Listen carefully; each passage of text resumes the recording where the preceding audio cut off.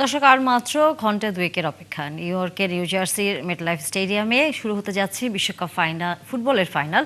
এই মুহূর্তে ম্যাচ ভেন্যুতে আছেন সহকর্মী অনুপ বাপি, আমরা যুক্ত হচ্ছি তার সাথে, এবং একই সাথে ঢাকা থেকে যুক্ত আছেন আমাদের আরেক সহকর্মী সাইফুল রূপক। আমরা সাইফুল রূপকের কাছে যাবার আগে অনুপ বাপির কাছে যেতে চাই। অনুপ, নিশ্চয়ই আপনি আমাকে শুনতে পাচ্ছেন। কয়েক ঘন্টা মাত্র, বলা যায় ঘন্টা দুয়েকের কথা আমরা বলছিলাম, কিন্তু এরই মধ্যে নিশ্চয়ই ফাইনাল দেখবার জন্য দর্শকরা তো স্টেডিয়ামে উপস্থিত হয়েছেন ধারণা করি।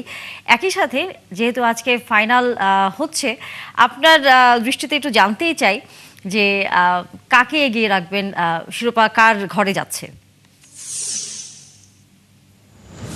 এই ম্যাচটা কিন্তু আসলে ইউরোপের পরাশক্তির সঙ্গে ব্রাজিলের পরাশক্তি। সেই আর্জেন্টিনা গেল কয়েকটা ম্যাচ দুর্দান্ত দাপট, শেষ মুহূর্তের চমক দেখিয়ে ফাইনালে জায়গা নিশ্চিত করেছে। সেই আর্জেন্টিনাকে কিন্তু আপনি কিছুক্ষণ আগে দেখছিলেন রিপোর্টে যে দীর্ঘ সময় ধরে একাধিক অসংখ্য ম্যাচে আনবিটেন থাকা স্পেন। তো ওরা ইউরো চ্যাম্পিয়ন, এদিকে ওরা কোপা চ্যাম্পিয়ন। দুই চ্যাম্পিয়নের সঙ্গে ফাইনালের লড়াই, এবং এই দুই দেশের মধ্যে কিন্তু একটা টুর্নামেন্ট হওয়ার কথা ছিল, বিশ্বকাপের আগে একটা ফাইনাল ম্যাচ হওয়ার কথা ছিল, সেটা ফিনালিসিমা, সেটা নানা কারণে শেষ পর্যন্ত আর হয়নি। তো এই বিশ্বকাপের এই ম্যাচটা আসলে অনেক কিছুরই উত্তর মিলবে।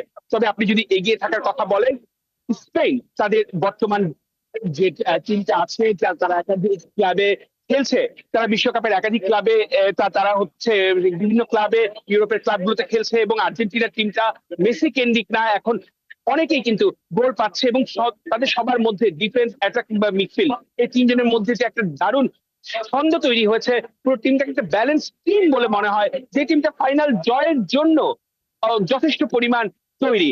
এবং বিশ্বকাপের মঞ্চ আর্জেন্টিনা, ওয়ার্ল্ড ওয়াইড যাদের ফ্যান, এবং মেসির যে একটা ভার্সেটাইল ফ্যান আছে, তারা কিন্তু এরই মধ্যে স্টেডিয়ামে এসে উপস্থিত হয়েছে। এবং লামিন ইয়ামাল, যাকে কিন্তু কিনা ধরা হচ্ছে স্পেনের এবং সারা বিশ্বের ফুটবলের আগামী তারকা।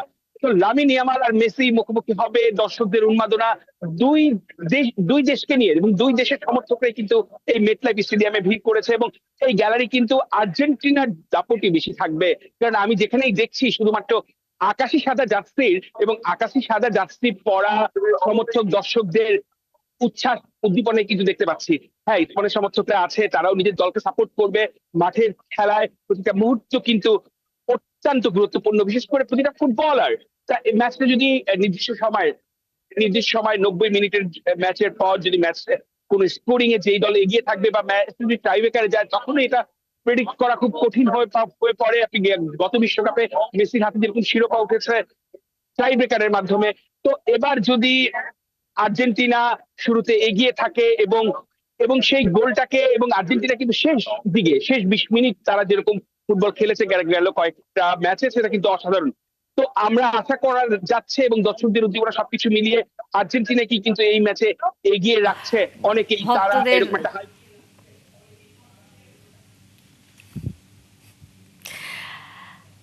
অনুবাপী, ধন্যবাদ আপনাকে। নিশ্চয়ই আমরা আবারও যুক্ত হব। আপনি যেমনটা বলছিলেন যে আজকের দিনে আর্জেন্টিনাকে এগিয়ে রাখার সম্ভাবনাই সবচেয়ে বেশি।